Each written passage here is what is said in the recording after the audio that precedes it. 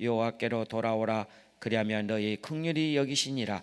우리 하나님께로 돌아오라. 그가 너희롭게 용서하리라. 아멘.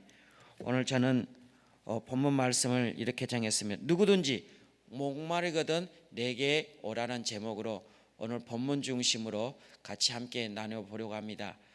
제가 지금 서두에 이 말씀 들은 가운데 혹시 여러분이 일가나 친척이나 친한 분들 가운데 이번 큰 재해로 인해서 오는 결과 멘트를 제가 몇 마디 할 건데요, 오해는 받지 마시고요, 진정한 그 핵심이 무엇인지를 말씀하고자 한 사례를 설명하려고 합니다.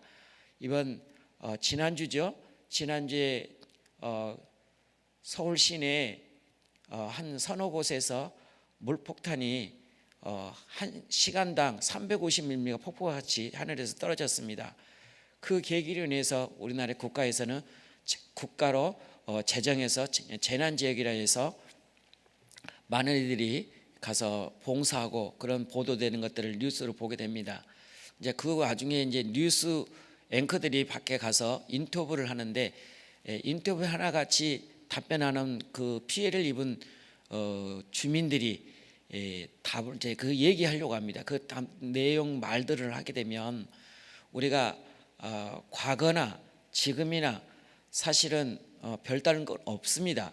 우리가 먹고 마시고 우리 가족이 행복하게 사는 것은 별 차이가 없습니다.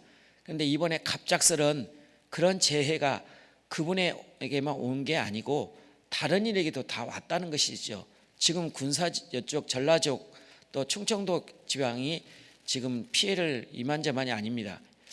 이렇게 자연재해가 갑작스럽게 일어남으로써 하나같이 인터뷰를 내는 것은 부정된 말을 하고 있다는 겁니다.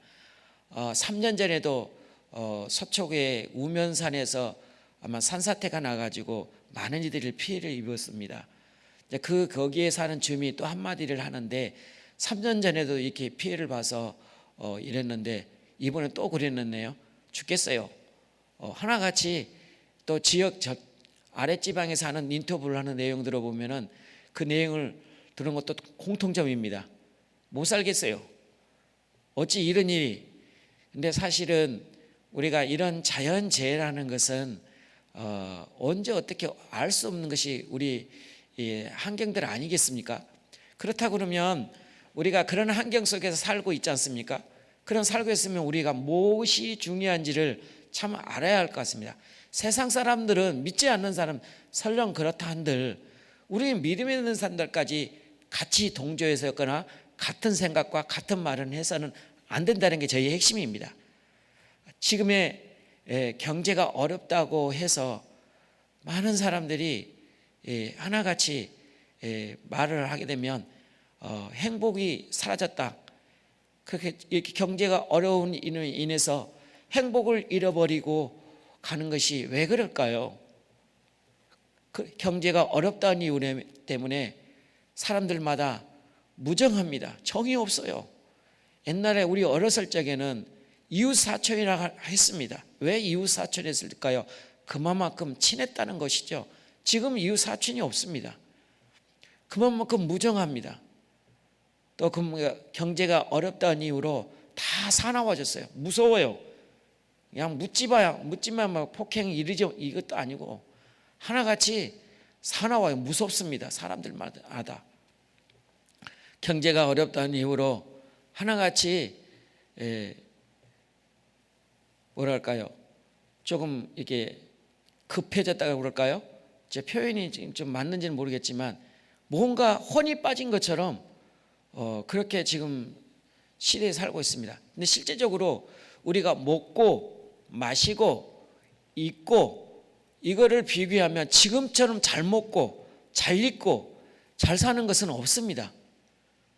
여러분, 우리가 6.25가 난 지 72주년이 됐습니다. 지난달에요. 지금 8월 때까지 2달 전이요. 72년 동안 우리 초창기 때는 얼마나 우리나라가 어렵습니까? 그 전에도 한번 볼까요? 우리 기독교가 들어온 지 130여 년이 가까이 됐거든요. 그럼 여러분 혹이라도 시간이 되시면 언더우드 선교사님의 기도문이 있습니다. 그 인터넷 거기서 많이 정보가 나와 있습니다. 한번 검색 한번 해보십시오. 언더우드 선교사님들이 그 기도문 내용만 하나 내용만 봐도 우리나라의 실상을 하나가 볼 수가 있어요. 우리나라가 얼마나 가난했고 가난이 찌들어서 정말 그 가난이 이루만할 수 없는 그 가난이었었습니다. 근데 지금에 와서는 가난이라는 거는요 없어요. 물론 잠깐 먹고 사는 거는 정말 저도 마찬가지입니다. 저도 교육자지만 그렇게 넉넉하지 않습니다. 그런데 지금까지 25년 이렇게 보육자 생활했지만 한 번도 굶은 적은 없습니다. 정말이요. 굶은 적이 한 번도 없어요. 못 입은 것도 없었고요. 옷도 고급 옷도 많이 입어봤고요. 호텔도 가봤고요. 갖고 싶은 거 다 가봤어요. 그럼에도 불구하고 하나같이 경제가 어렵다는 이유로 입으로 내뱉는 것은 못 살겠네, 죽겠네 라는 입이 아예 붙어 있습니다. 여러분, 과거를 비교를 한다면 지금의 때 시대를 따지면 먹는 거, 입는 거, 여러분 요즘 먹는 거 어때요? 전화 한 통 하면요 내가 먹고 싶은 거 다 먹을 수 있어요. 정말 좋은 거는 다 먹을 수 있어요. 인정하시죠? 그래서 오늘 우리나라에 최근 들여서 배달업을 한 사업한 사람들이 요즘 흥을 누르고 있거든요. 특별히 코로나 팬데믹 때문에 배달 음식들이 잘 팔렸다고 그러더라고요. 참 이런 코로나 팬데믹 때문에 어려운 사람이 있는 밤에 또 한쪽으로는 또 잘 사는 사람은 또 있더라고요. 자, 이런 음식이요. 그리고 여러분 차만 타고 운전하고 가면요 전국을 돌아다니면 먹고 싶은 거 많아요. 해 먹고 싶은 거, 야채 먹고 싶은 거 얼마든지 있습니다. 심지어는요 마시는 거 따져볼까요? 얼마나 맛있는 거를 건강을 위해서 마시려고 하면 이 액즙을 만드는데 사과액즙, 포도액즙, 당근액즙, 또 더덕액즙 이런 즙을 만들어서 마십니다. 여러분 마시는 거 없었습니까? 엄청나게 많습니다. 입는 거요? 여러분 백화점 가보십시오. 싼 옷들도 많습니다. 고급스러운 옷도 많습니다. 그리고 일산에 가면은요 사람들이 옷이 넘쳐가지고 한 번도 입지 않는 걸 더 내버리는 거. 보세요. 파는 데가 500원 1000원이면 고급스러운 옷 많이 찾을 수 있어요. 제 말 동의하시죠? 모르신가요? 가보십시오. 한번 검색해 보세요. 일산 쪽에 가면 싼 옷들이 많아요. 근데 한 번도 입지 않은 옷 버리는 옷들이 많습니다. 이렇게 먹는 거 입는 것 우리가 넉넉하지 않습니까? 여러분도 인정하시죠? 여러분 먹는 거 인정하셔요. 그리고 여러분도 얼마나 요즘에 먹는 게 풍성했는지도 불구하고 저희 명색이 저희 기도는 금식기도원입니다. 금식기도원인데 금식하신 분들은 죄송한데 거의 90%는 금식 안 하는 분들입니다. 겨우 10% 정도. 이번에 성회 기간에도 한 몇 분만 금식하고 나머지는 거의 금식 안 하더라고요. 왜 그럴지는 저는 잘 모르겠지만 아무튼 먹는 거는 걱정 없이 이렇게 먹고 살고 있습니다. 그런데 왜 사람들은 무정하고 사나우고 어딘가 모르게 혼이 빠져서 그럴까요? 그건 뭘까요? 어딘가 뭔가 문제가 있는데 그 공허함을 어디서 문제를 찾을 수가 없다는 겁니다. 근데 우리 그리스도인들은 있거든요. 세상 사람들은 없어서 그렇게 간다 한들 우리 믿는 사람들은 그러지 않죠. 그래서 오늘 이 철야 때도 이렇게 토요일인데도 불구하고 주말인데도 불구하고 여기 오신 분들이 여러분 아니신가요? 여러분 맞죠? 아닌가요? 뭔가를 하나님과의 만남을 통해서 뭔가 하나님을 깨달음 받기 위해서 오신 거 아니겠습니까? 그걸 통해서 하나님 기도를 하고 그러기 위해서 오신 거라고 저는 생각해요. 여러분 저는 여기 설교할 때 제가 3시간 동안 이 말씀 묵상하면서 왔어요. 제가요. 왜 그러냐면 제가 이 말씀을 증거하면서 나는 제대로 하지 못하면서 여러분한테 이렇게 하라는 것은 잘못된 거거든요. 그래서 나를 한번 돌아보고 나는 지금 어떻게 살고 있는지 설교한 사람으로서 나는 이렇게 하고 하진 않고 여러분에게 이렇게 하라는 것은 잘못된 거라고 저는 생각합니다. 그래서 내가 혹시 나도 그랬나 싶어서 나를 한번 돌아봤습니다. 나도 어려운 시절도 있었고요. 못 먹을 때도 있었고요. 못 입을 때도 있었고요. 그런데 하나같이 저는 하나님 믿음을 저버리지 않았습니다. 지금까지 끊임없이 주님을 찾고 교역자 길도 25년째 지금 이렇게 가고 있습니다. 그러니까 저는 잘한 거 아니겠습니까? 하나님 보실 때는 잘한 거죠. 그런데 육신 세계로 봤을 때는 참 황당하죠. 왜 그러냐면 먹는 거 입는 거 남들처럼 풍성하지 못하지만 우리 아이들에게는 좀 그런 것도 없지 않아 있죠. 여행 가는 것도 그렇고요, 관람하는 것도 그렇고요, 먹으러 다니는 것도 그렇고요, 일반 사람처럼 넉넉하지 못하거든요. 그리고 또 그렇게 시간도 되지도 않고요. 제가 여기 이제 5일하고 반, 6일 정도는 여기 있습니다. 그걸 하루는 제가 집에 갔다 오거든요. 그러면 그때 내가 가는 시간에는 우리 아이들은 학교 갔거나 또 다른 일을 보고 이렇거든. 그러면 저하고는 시간이 안 맞아요. 그러다 보니까 교육자생을 하다 보니까 그런 부분들을 제대로 하지 못한 게 아빠로서 또 남편으로서 미안한 감이 좀 있어요. 아내라는 것은, 한 남편의 아내라는 것은 때로는 로맨틱한 남편과의 같이 여행도 가고 싶지 않겠습니까? 또 자식들은 부모와 자식과 함께 여행도 가고 같이 좀 즐겁고 행복하지 않을까요? 그래서 여러분, 제가 검색해 봤어요. 세상 사람들이 다루는 행복의 조건은 그냥 즐겁고 만족하면 행복하대요. 우리는 거기에서 머물러 있으면 안 됩니다. 우리는 행복은 거기 조건이 아닙니다. 그래서 사람들의 행복의 조건이 그 조건이에 경제가 어렵다는 일로 하나같이 매여있는 게 힘들다라는 게 낸 게 아닌가 싶습니다. 하물며 세상 사람들이 그런다 하지만 우리 믿는 사람들은 그분들처럼 해서는 안 된다고 저는 생각합니다. 오늘 저와 여러분이 나누고자 하는 말씀이 이런 말씀입니다. 우리의 배고픔의 문제가 아니고요, 우리가 목마름의 문제가 아니고요, 행복의 문제가 아니라 어디서 어떻게 무엇을 채워야 할 것이 무엇인지를 우리가 한번 짚고 가자는 겁니다. 그래서 그 물음을 통해서 오늘 내가 한 사람으로서 살아가며 그 중요성이 무엇인지를 한번 본문을 통해서 짚고 가자는 겁니다. 그러면서 짚으면서 나라는 존재는 정말 이 말씀대로 정말 내가 그런 간절함과 그런 사모함이 있는지를 한번 짚고 가자는 겁니다. 그럼을 통해서 만약에 제가 그런 이치에 있지 않고 그런 순위에서 벗어나 있다고 그러면 돌아오면 되는 겁니다. 하나님은 항상 문은 열려 있어요. 여러분이 저번에도 내가 늘 말씀드렸지만 예수님의 성악 가운데 문 밖에서 그냥 서 계셔요. 근데 거기에 특징이 하나 있는데 문에 가면 뭐 하나가 없어요. 뭐가 없는지 아시죠? 문을 들어가면 뭐가 있어야죠? 손잡이가 있어야 합니다. 근데 예수님이 성악 가운데 그 문 쪽에서 기다리는 게 그 손고리가 있어요, 없어요? 없습니다. 왜 그럴까요?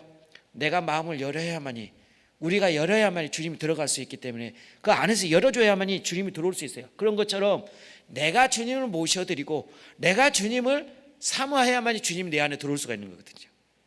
원리가 그렇습니다.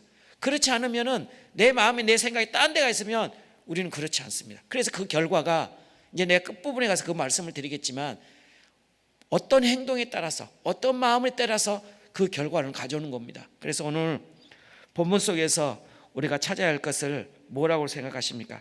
우리 생애 가운데 가장 중요한 것이 있다라고 하면 무엇일까요? 여러분, 오늘 본문을 보면 예수님이 명절 끝날에 선포하신 말씀을 보면서 이 말씀이 어떤 의미인지를 한번 찾아볼까요? 자, 이 말씀 가운데 오늘 본문을 이렇게 시작합니다. 37절에서 명절 끝날 큰 날에 예수께서 서서 외쳐 이르시되 누구든지 목마르거든 내게 와서 뭐라고 하셨어요? 마시라, 이렇게 말씀하고 계십니다. 자, 이 말씀은 우리 복음의 핵심입니다. 이 복음의 핵심이에요. 우리 기독교인들은 가장 제일 우선순위가 누구예요? 예수님입니다. 그 다른 것이 없어요. 내 가장 우선순위에 거기에 예수님이 그 중심에 돈이 들어와서도 안 되고요, 자녀들이 들어와서도 안 되고 환경이 들어와서도 안 됩니다. 오직 예수 그리스도일 뿐입니다. 내 생의 전부가. 근데 이 생의 전부가 예수 그리스도의 중심에 잡혀 있으면 물질도 따라오게 되겠고요, 환경도 열려지게 있고요. 저도 지금 최근에 고민거리가 하나 생겼습니다. 제가 드릴 수는 없어요. 이 소리를 듣고 있기 때문에. 그러나 저는 이 고민이 있을 때라도 어느 사람 의지하지 않으려고 노력을 해요. 아예 하지도 않고 기도만 하고 있어요. 하나님은 주 뜻대로 부르심을 입은 자들에게는 뭐 하면서 선을 이루신다고요? 합력하여 선을 이루신 하나님이시기 때문에 난 하나님만 붙잡고 갈 거예요. 여러분들도요, 여러분이 어떤 문제인지 저는 잘 모르겠습니다. 지병이 문제가 있으신 거예요? 아니면 얽히고 설킨 사람과의 관계에 문제가 있으실까요? 아니면 재정적인 문제가 있으실까요? 아니면 가족들이 문제 있으실까요? 그럼 하나님 앞에 오십시오. 하나님 앞에 오시면 여러분 이 일은 자동으로 해결돼요. 그런데 우리는 약해서 하나님을 찾는 거, 예수님을 찾는 게 아니라 세상 것을 찾아요. 뭔가 도움이 될 만한 게 없을까라고 한번 뭐 생각을 하고 귀 기울여요. 그런데 하나님이 또 연단을 통해서 하나님이 또 그 의중을 아시고 그 환경을 열어놓은지도 모르기 때문에 하나님이 얽히고 섞이고 안 됩니다. 그런데 여러분 구약 성경을 보시면 지금 우리 새벽 예배가 열왕기 하를 지금 하고 있거든요. 이스라엘 백성들이 전쟁이라는 하나님의 막대기를 사용하세요. 그 이유는 죄를 짓고 하나님께 또 돌아오지 않으니까 이방 사람들을 도구로 써서 전쟁 오게 해놔서 시련과 고난과 괴로움을 줘요. 그때 신앙에 바로 선 사람들은 주님께 돌아오고 그리고 기도하고 내일 새벽에 히스기야의 내용이 나오거든요. 히스기야가 아수르 18만 5천 명이 대군을 끌고 유다 왕국을 쳐들어와요. 그 가운데 오늘 새벽에 나온 말씀입니다. 제가 이제 할 건데 그 말씀 가운데 보면 왜 그랬을까요? 그 전쟁에 오긴 계기는 죄로 인해서 온 거거든요. 그러니까 우리가 주님 앞에 오면, 예수님 앞에 오면 내가 죄가 드러나고 주님 앞에 오게 되면 내가 뭐가 옳고 옳지 않는 것을 분별함이 돼요. 그러나 주님 곁에 오지 않으면 이게 안 돼요. 그래서 여러분이 말씀 듣는데, 말씀을 읽는데, 기도하는데 늘 해야 돼요. 그래서 항상 기뻐하라, 쉬지 말고 기도하라, 범사에 감사해라. 하나님께서 다 생활의 원리를 알려주셨거든요. 근데 오늘 명절 큰 날에 예수님이 이 말씀을 외쳤어요. 자, 그러면 왜 예수님이 이 말씀을 외칠 때는 그 당시 환경들은 어땠을까요? 그때가 환경이 어떤 때냐면 명절이라고 했습니다. 오늘 명절인데 이 명절이라는 것은 장막절, 곧 초막절이라는 것을 의미를 두고 있고요. 레위기 23장에 나와 있거든요, 이 내용이. 근데 이 장막절은 이스라엘 백성들이 애굽에서 출애굽 40년 동안 생활하는 동안 하나님의 낮에는 구름기둥으로 밤에는 불기둥으로 보여 주셨어요. 그리고 때로는 목마르면 반석에서 물을 주셨고, 그리고 고기가 먹고 싶다고 해서 하늘에서 메추라기를 떨어져서 먹이를 주셨습니다. 그래서 40년 동안 이스라엘 백성들이 신발 하나 헐지 않고 옷 하나 헐지 않고 하나님 은혜로 40년을 살았어요. 그 40년을 기념한 날입니다, 장막절이. 그래서 이 장막절을 집에서 하지 않냐고 집과 다른 지역에서 정해놔서 7일 동안 일을 행해요. 그래서 7일 동안 청막을 쳐서 생활을 합니다. 그래서 이 생활 동안 이스라엘 백성 영내 80리 안에 있는 이스라엘 백성은 의례적에 의식을 가지고 의식에 참석을 해야 돼요. 그래서 이 풍습에 따라서 제사장들은 하루에 한 번씩 실로암 연못가에 가서 물을 부어요. 이렇게 물을 부어서 그리고 계속 반복해서 6번째까지 하고 이렇게 물을 줍고 그래서 기원을 해요. 하나님께서 이스라엘 때가 그때마다 물을 주셨고 양식을 주었듯이 앞으로도 우리에게 이렇게 달라고 감사의 기도를 간구를 그런 제사장들이 행했습니다. 이 행사가 장막절 행사예요. 그때 행사가 이제 끝날 무렵쯤에 예수님이 외치신 말씀이 이 말씀이었습니다. 누구든지 목마르거든 내게 와서 마시라. 나를 믿는 자는 성령의 이름과 같이 그 배의 생수의 강이 흐리 넘쳐난다 합니다. 여러분, 이게 무슨 말씀이에요? 이제는 옛 구습에서 벗어나서 한 영의 목마름을 해결할 분은 누구냐? 나밖에 없다. 예수님밖에 없다는 겁니다. 믿습니까, 여러분? 여러분, 우리가 저와 여러분이 지금 이 자리에 예수님이 그 초청을 받아서 여기 온 자리지 않습니까? 여러분, 처음부터 예수님이 나 스스로 예수 믿어보신 분 한번 손 한번 들어보세요. 아무도 없을걸요? 누군가를 통해서 예수님을 믿게 됐어요. 자, 그는 그 사람을 통해서 하나님이 그 사람이 나를 오게 하고 그 사람을 통해서 내가 예수님을 믿게 된 거예요. 그러니까 이미 하나님께서 나라는 존재를 택하셔서 나라는 하나님의 자녀로서 길을 열어주신 거예요. 구원의 소식을. 그래서 우리는 그걸 받아들였고 지금에 와서 예수 그리스도가 십자가의 죽으심을 시인하고 고백하고 나의 구세주를 믿고 있는 거죠. 이렇게 초청을 받았습니다. 자, 그러면 여기까지 좋아요. 자, 그러면 지금 이스라엘 백성들이 장막절을 지금 지키고 있습니다. 풍습을 지키고 있어요. 매년마다 이 풍습을 지켜요. 자, 이거는 하나의 그들의 풍습입니다. 자, 그럼 풍습 가운데 주님이 계셔요, 안 계세요? 지금 바뀌었습니다. 예수님이 가장 십자가에 운명하시고 가장 첫 번째 기적을 나타낸 게 뭔지 아시죠, 여러분? 휘장을 위에서 아래로 쫙 찢어놨습니다. 이제는 휘장 성막 시대가 아니라 이제 성전이 누구가 되세요? 우리가 된 거예요. 내 안에 있는 성전이 예수님이 내가 영적인 성전이 이제 된 거예요. 그래서 내가 제사장입니다. 이제는 인정하시죠? 여러분, 성전의 성막은 제사장만 들어오게 돼 있어요. 그럼 여러분 지금 성전에 들어왔잖아요. 여러분 옛날 율법을 따지면 들어올 수가 없어요. 죽습니다.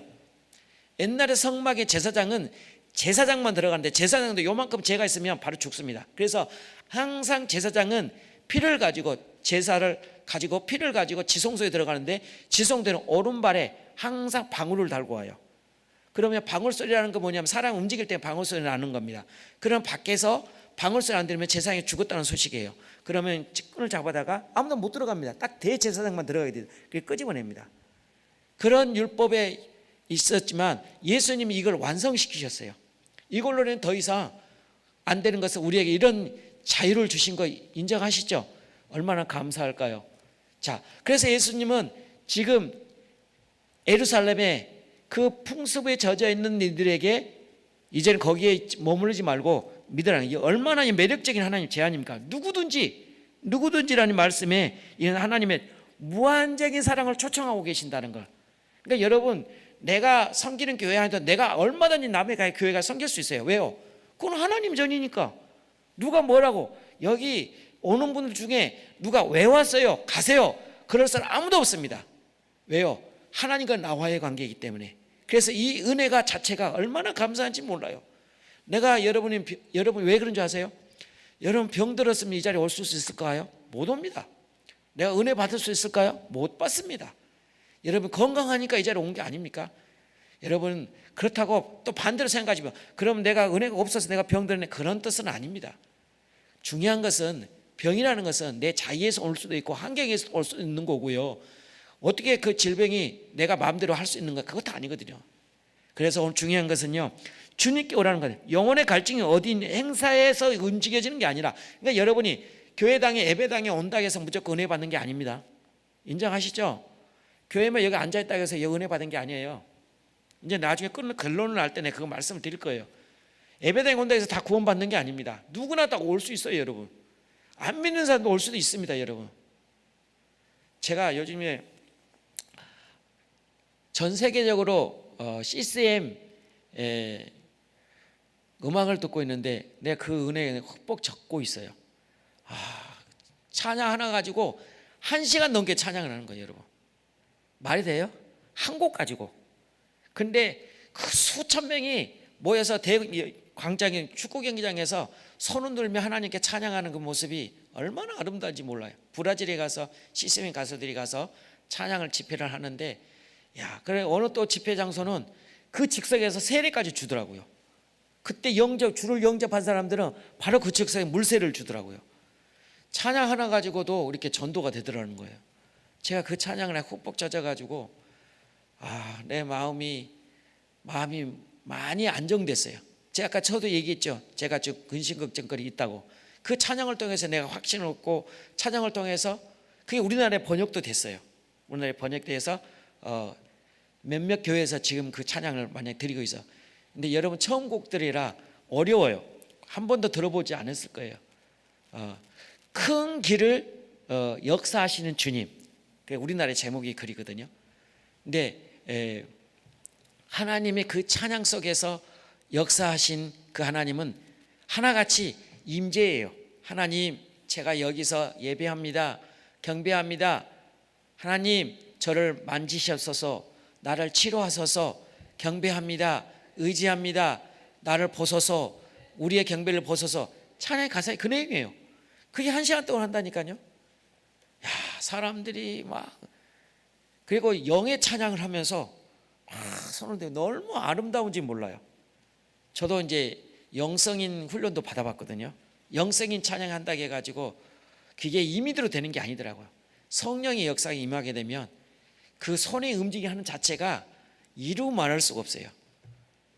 제가 거기에 은혜를 받았습니다. 여러분, 이런 것처럼 오늘 예배당에 믿지 않는 사람도 얼마든지 올 수 있다는 거. 그런데 중요한 것은 내 안에 오늘 여기서 요한복음도 4장에도 이미 지금 우리가 7장 말씀 보고 있잖아요. 4장에서도 이 내용을 다뤘거든요. 사마리아 여인에게 찾아가서 이렇게 말씀하셨거든요. 내가 주는 물은 마시지 않고 영원히 목마르지 않는다라고 얘기를 해요. 요한복음 4장 14절에서. 자, 그 내용이 예수님 7장에 와서 이제는 많은 사람들에게 백성들 앞에 제사장들 앞에서 이 말씀을 생수의 넘칠 거라고 말합니다. 나를 믿는 자는 성경의 이름같이 그 배에서 생수의 강이 흘러나오리라 라고 합니다. 여러분, 인류의 소망은 예수 그리스도뿐입니다. 여러분, 지금 자연재해로 인해서 많은 사람들이 신음하고 슬픔에 젖어 있습니다. 코로나 팬데믹 3년째 일어났습니다. 여러분, 아무리 과학 문명 시대, 첨단 과학 시대, 의료 시대를 갖추고 있음에도 불구하고 아직까지 치료를 완벽하게 하지 못하고 있습니다. 지금 우리 강사님들이 정해졌지만 오지 못한 분들이 코로나 확진을 해서 못 오신 분들이 꽤 돼요. 그러면서 저한테도 조심하라고. 그러니까 여러분, 안에 들어오실 때는 꼭 마스크를 꼭 쓰셔야 돼요. 지금 무증상들이 너무 많다 보니까 확진자가 벌써 10만 이상씩 넘어가고 있는데, 그러나 중요한 것은요, 우리는 아무리 환경이 그렇다 하들 예수 그리스도만 붙잡고 가면 우리는 더할 날이 없습니다. 그러한 마음과 정신을 가지고 이 땅에 힘든 과정을 승리하고 믿음으로 나아가는 저와 여러분이 됐으면 좋겠습니다. 오늘 우리의 마음의 공허함, 우리의 빈자리를 채우기 위해서는, 만족을 얻기 위해서는 어떻게 해야 할까요? 여러분, 세상 사람들은 수고와 노력들을 많이 합니다. 그 마음의 공허함을 달래기 위해서. 그래서 어떤 사람은 산으로, 들로, 바다로, 또 건강을 위해서 이렇게 많이 돌아다니지만, 그러나 그곳에는 갈증들, 영혼의 갈증을 해결해 주지 못한다는 것을 여러분 저 느껴보서 알 거예요. 그래서 어떤 사람은 그 영혼을 달래기 위해서 취미생활도 하기도 합니다. 그런데 그 취미생활 잠시 잠깐 즐겁지만 그는 영원하지 않습니다. 우리 영원한 안식, 갈증을 해결하고 오직 예수 그리스도뿐인 줄로 믿습니다. 여러분, 어떤 사람들은요, 이러한 영혼의 갈증을 해결해서 돈으로 해결하려고 합니다. 어떤 사람들은 명예를 얻기 위해서, 관심을, 인기를 얻기 위해서, 갈증을 얻기 위해서, 사랑의 갈증을 얻기 위해서 많은 노력과 수고를 합니다. 그러나 사람의 노력 가지고 터진 웅덩이에는 물을 담을 수가 없다는 겁니다. 그러나 우리는 터지는 웅덩이일지라 예수 그리스도만 붙잡고 하면 그 안에는 웅덩이가 충만하게 넘쳐나요. 여러분, 오늘 목마름 욕구가 가장 중요한 것은 우리 사람들의 강한 본능의 욕구입니다. 그래서 예수님 십자가에서도 돌아가실 때, 운명할 때도 이런 말씀을, 내가 목마르다. 왜? 육신의 몸을 가지고 있었기 때문에. 물은요, 우리 인간의 70% 이상을 차지하고 있기 때문에 물을 먹지 않으면 사람은 죽습니다. 그런 것처럼 우리의 영혼의 생수를 맞지 않으면 우리는 메말라 죽어갑니다. 그리고 내가 누군지를, 내가 어디로 가고 있는지를 모르고 있는 거예요. 지금 여러분 혹시 그런 분들 계세요? 내가 예수를 왜 믿지? 내가 예수 믿은 거 왜 이것밖에 안 되지? 혹시 그런 분들 공허함과 공허함이 있는 분 계십니까? 그러면 여러분 그 영에 돌아와야 돼요. 그 안에 지금 주님이 없는 겁니다.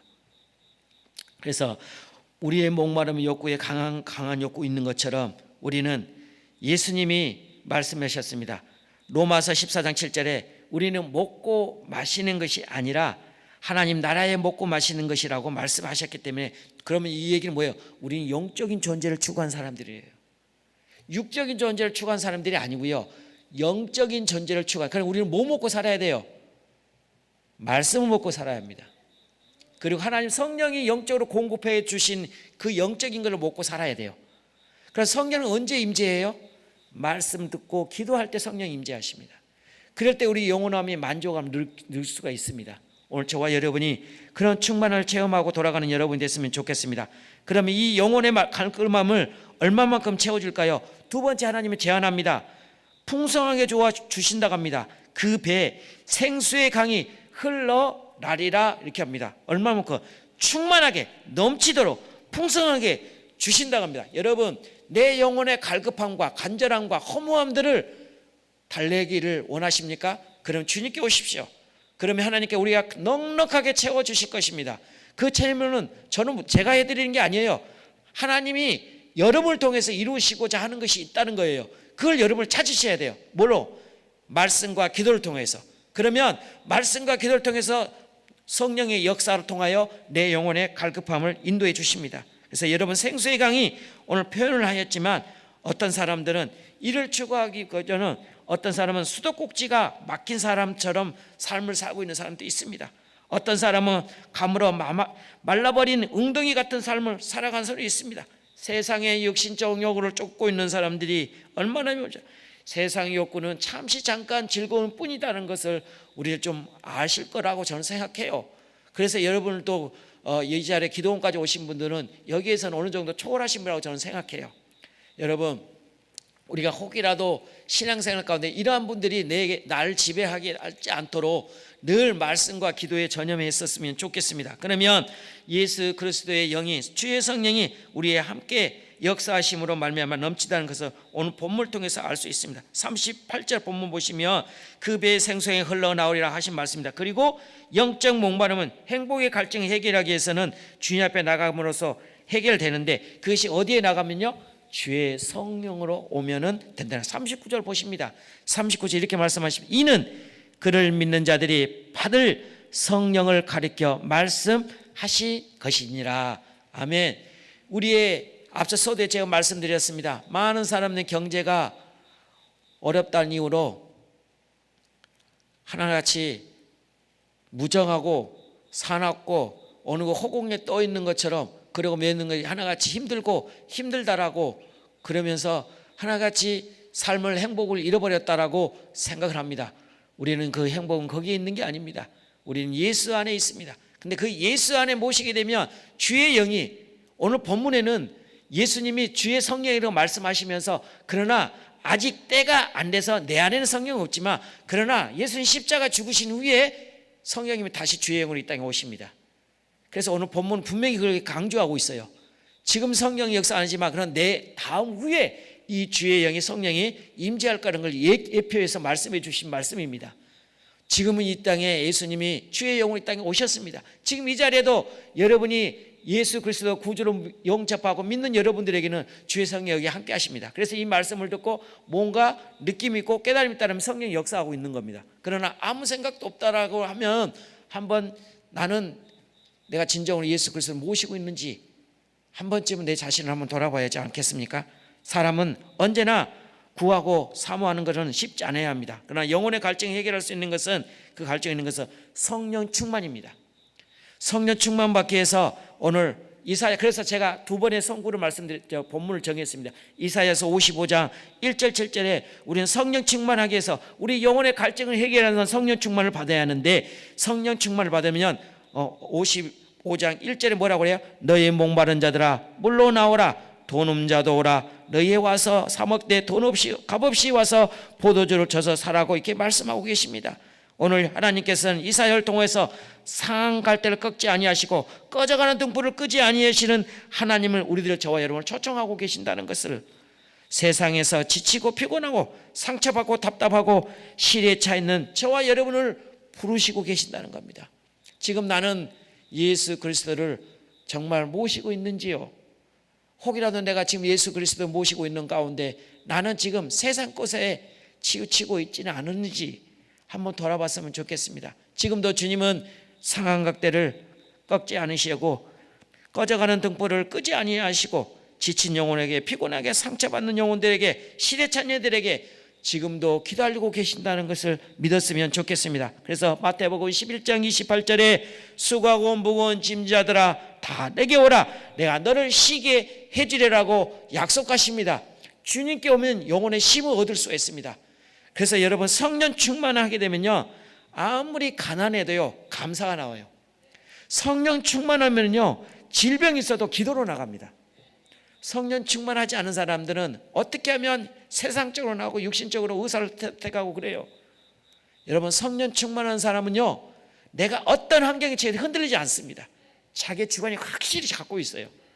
그러니까 여러분 성령 충만 받기를 사모했으면 좋겠습니다.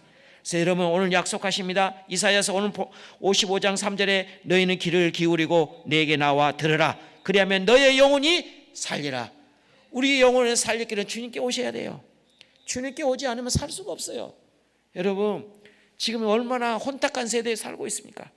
세상을 너무 가려고 하지 마세요. 세상을 가면 갈수록 상처뿐입니다. 세상 사람들이요 무섭습니다. 왜 그럴까요?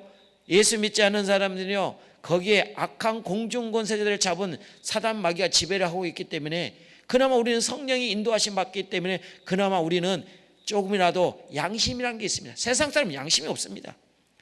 어떻게 양심이 있으면 자기 부모를 죽입니까?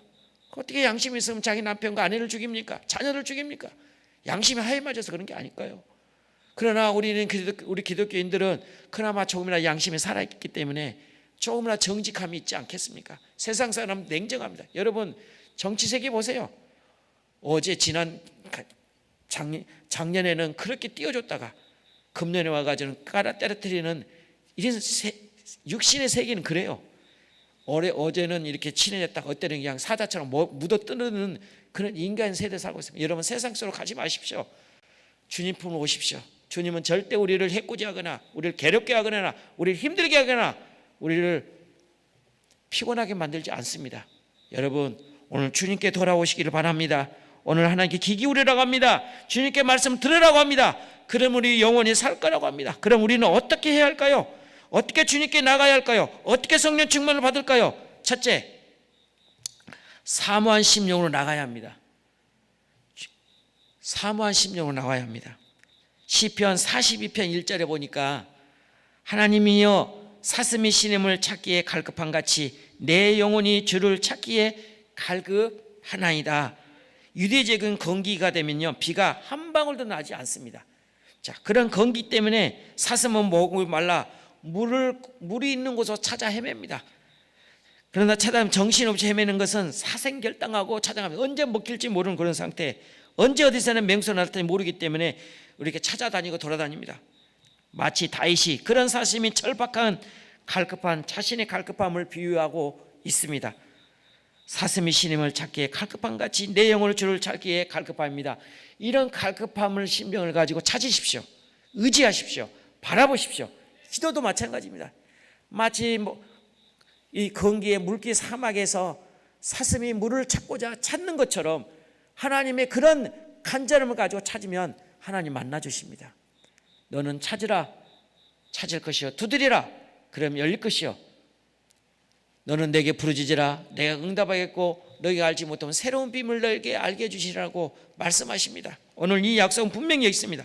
다윗은요 42편은 다윗이 압살롬 자기 아들인 반역으로 인하여 요단강을 건너 하나님의 피난 생활할 때 쓰인 시입니다. 그가 이렇게 고백한 거예요. 여러분 다윗은요 아들이 반역에 쫓기는 상황입니다. 이런 상황 가운데 다윗은 목마름의 사슴을 찾기에 갈급하듯이 자신의 영혼을 하나님의 찾는데 아주 갈급해 있습니다. 여러분 지금 다윗은 상황이 어떤 거예요? 피난민 시대에 살고 있습니다. 지금 도망 나와 있어요. 압살롬의 반역으로 인해서 그 안락하고 왕궁 생활이 아닌 광야에 쫓기는 신세가 됐습니다. 그럼 거기에 얼마나 불안하고 초잘거요. 밤에는 춥고요, 낮에는 덥고요, 먹는 것도 넉넉할까요? 아니요, 없습니다. 그런 긴박한 상황인데도 불구하고 다윗은 누굴 찾고 있어요? 하나님을 찾고 있습니다. 여러분 없고 먹는 거 없어도요, 입는 거 없어도요, 하나님 찾으십시오.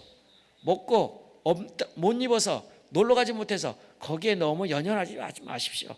거기에 연연하면 결국은 앞서 제가 말씀드리면 상처뿐입니다. 그러나 여러분 그런 긴박한 상황에도 불구하고 다윗은 하나님을 찾고 있습니다. 여러분 다윗은 누려왔던 화롭고 아름다운 자신의 왕궁 보좌를 갈망하고 있는 것이 아닙니다. 아들에 대한 배신감에 치를 떨고 있어야 할 그 순간에도 그는 하나님을 목말라 하고 있어요. 자신의 신세에 헌탄을 슬퍼하고 있어야 할 그 시간에도 다윗은 하나님을 목말라 하고 있다는 사실입니다. 다윗은 거친 광야에서 이리저리 쫓기고 다닐 때도 왕이 되어 호화로운 왕궁에 거할 때도 아들의 쫓기는 비 내리는 밤에도 맨발로 도망가야 할 그 순간에도 누구를 찾았다고요? 하나님을 찾고 있다는 겁니다. 여러분, 하나님 찾으십시오. 주님을 찾으십시오. 그러면 성령님이 함께 역사합니다. 성령을 어떻게 해서 찾아야 돼요? 여러분, 성령 충만 받아야 돼요. 성령 충만한 것은 이런 간절함 없이는 성령 충만하지 않습니다. 여러분, 성령 충만의 결과를 앞서 제가 말씀드렸지만, 여러분, 성령 충만한 삶은요, 가난하고 못 먹고도요 편안하게 살 수 있고 행복하게 살 수 있어요. 스트레스 안 받습니다. 오늘 저와 여러분이 이런 다윗의 간절함을 가지고 오늘, 그래서 하나님이 그런 다윗이 신앙관이 있었고, 그런 신앙관이 있었기에 훗날에 사도행전에서 후손들을 통하여서 하나님이 다윗을 두고 이렇게 고백을 해요. 사도행전 13장 22절에 다윗은 왕으로 세우시고 증언하여 이르시되 내가 이새의 아들을 다윗을 만나니 내 마음에 맞는 사람이라 내 뜻을 다 이루리라 하더라. 하나님이 칭찬하고 있습니다. 누굴요? 다윗을요. 여러분, 다윗을 한번 볼까요? 다윗은 나쁜 사람입니다. 육신을 보며 남의 아내를 강간했습니다. 그리고 그의 충신인 장군을 우리아를 죽였습니다. 살인죄, 또 강간죄. 그런데 그는 하나님께서 죽을 때까지 하나님 쓰셨어요. 왜 그랬을까요? 이런 신앙관이 있었기에. 그는 그 죄를 나단 선지자를 통해 들음을 통해 바로 무릎을 꿇고 옷을 찢고 회개의 눈물을 올렸습니다. 그런데 그 반면에 이스라엘 초대 왕 사울은 어땠어요? 사울은 그의 가문에 정말 축복 중에 축복입니다. 여러분, 내 가문에 왕이 나왔다는 건 얼마나 축복이에요. 근데 그 가문의 축복은 그 한 대로 끝나버렸어요. 더 이상 가지를 못했어요. 왜요? 불신앙 때문에. 하나님을 안 찾았습니다. 처음에는 신앙이 좋았는데 나중에는 결국은 죽음이 불행의 죽음을 갔습니다.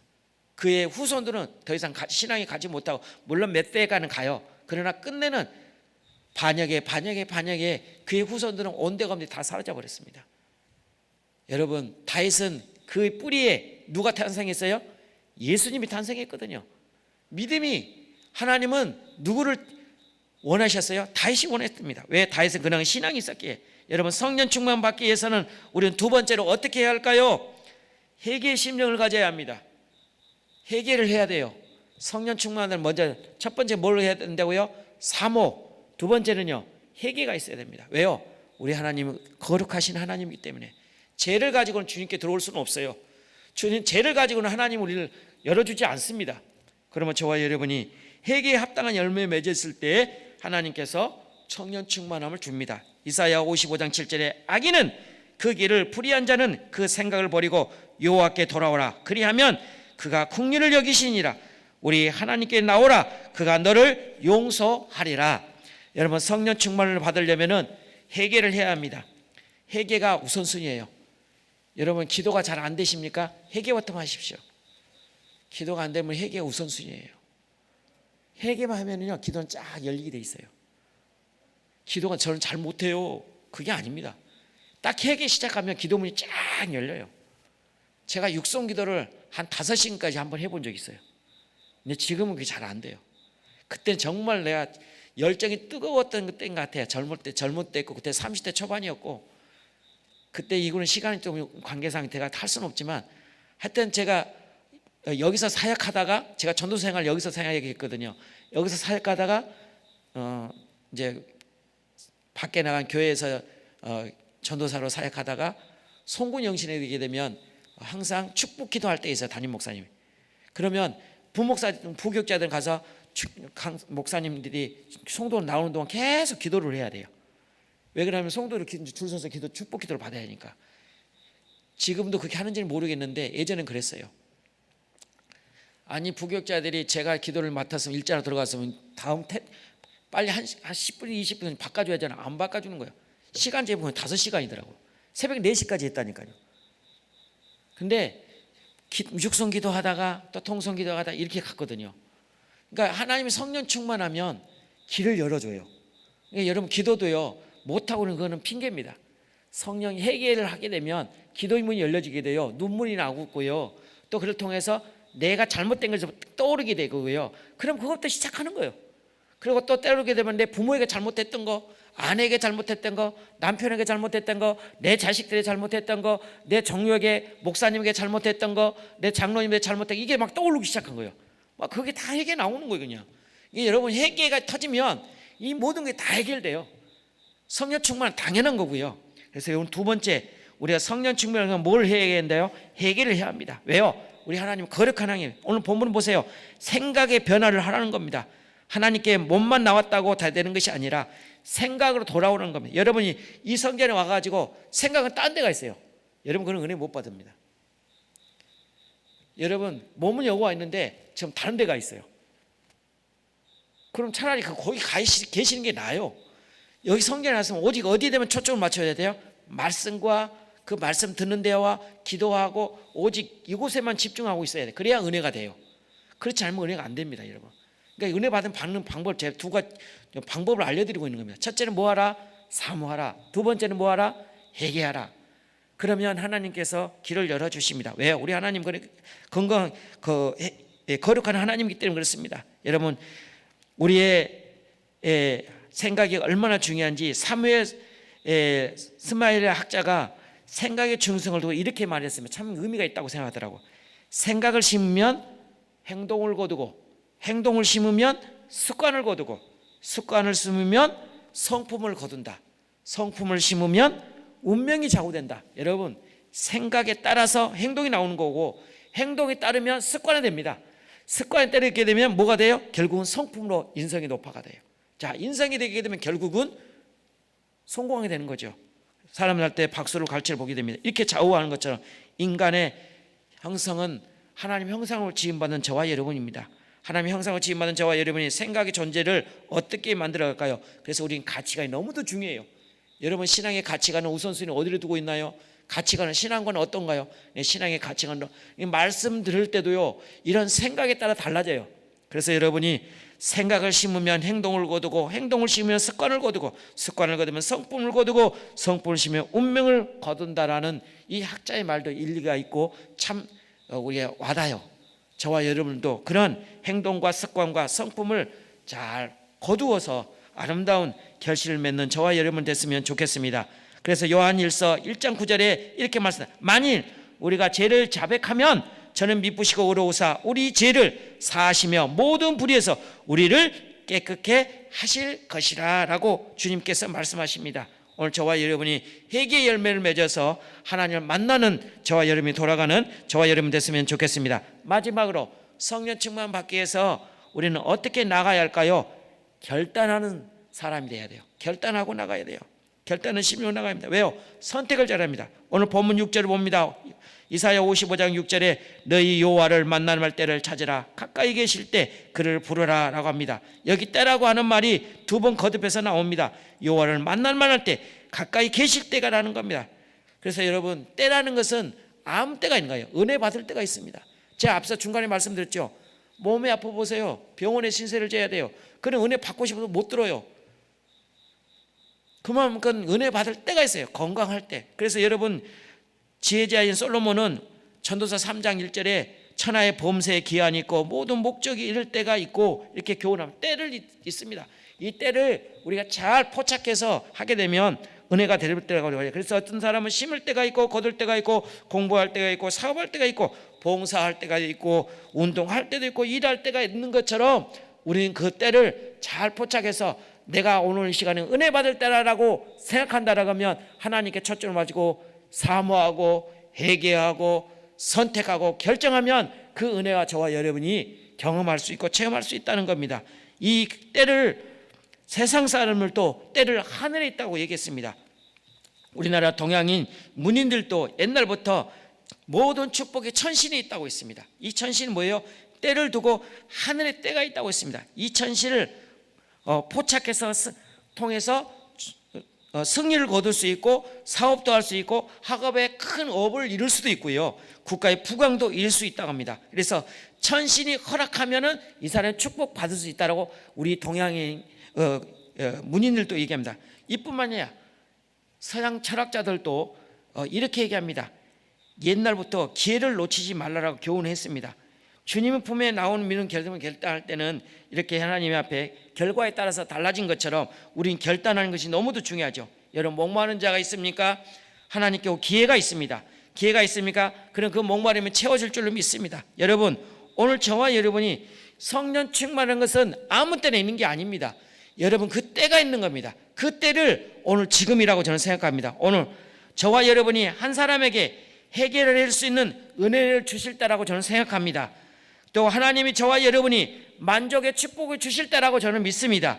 오늘 저와 여러분 한 사람 한 사람한 생수의 강이 흘러 넘치는 때라고 저는 생각합니다. 오늘 그런 결단과 믿음을 가지고 오늘 동참하는 저와 여러분이 영적 목마름을 원하십니까? 그러면 행복의 갈증에 대한 하기를 원하십니까? 그러면 오늘 영적인 목마름, 누구든지 목마르거든 내게 오라 라는 주의 음성을 듣고 망설임 없이 주저 없이 속히 주님 앞으로 나가십시오. 그러면 여러분에게 이루시고자 하는 모든 일들이, 허무한 것들이 오늘 다 해결될 줄로 믿습니다. 오늘도 그런 것도 해결될 줄 믿고 사모함과 하나님 앞에 세계의 열매를 맺어서 결단함을 통하여서 여러분이 영혼이 잘되고 보험사가 되고 강건한 축복이 함께 여러분 가정의 가문에 내려지기를 주님의 이름으로 축복드립니다. 기도드리겠습니다. 참 좋으신 하나님 아버지, 감사와 찬양을 영광을 올려드립니다. 이 땅에 우리가 살아가는 동안 우리가 많은 생각을 하게 됩니다. 느끼기도 하게 됩니다. 그런데 많은 생각과 느낀 것을 하다 보면 때로는 혼자 떠오기도 합니다. 그러나 주님, 오늘 여러가 어떤 문제를 가져왔던 하나님께서 오늘 또 이 시간을 주셨고 또 이 시간을 통해서 오늘 또 만지심이 있었기에 이 자리에 앉았는 줄로 압니다. 하나님, 우리가 드려지는 예배를 받아주신 줄로 압니다.